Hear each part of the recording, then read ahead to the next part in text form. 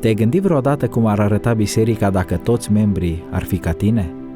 Cum ar fi închinarea dacă toată lumea s-ar ruga și ar citi Biblia așa cum o faci tu?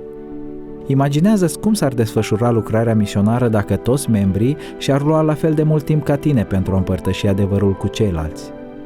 Gândește-te cum ar arăta clădirea bisericii și care ar fi fondurile pentru misiune dacă toți membrii și-ar oferi zecimea și darurile la fel de des ca tine. Îți place ce vezi? Adevărul este că această comunitate cu un singur membru există deja. Ești tu. Uneori subestimăm influența acțiunilor și atitudinilor noastre. Ne gândim, dacă eu nu ofer studii biblice, altcineva o va face, iar mesajul va fi predicat în întreaga lume.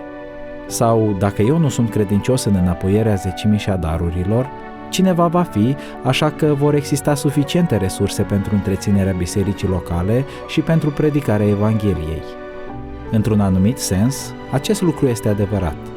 Cauza lui Dumnezeu va triumfa cu sau fără contribuția mea, iar Evanghelia va fi propovăduită în toată lumea cu sau fără implicarea mea. Marea problemă este că această biserică în care eu sunt singurul membru îi influențează pe cei dragi, pe copii, pe partenerul de viață, pe părinți sau pe frați.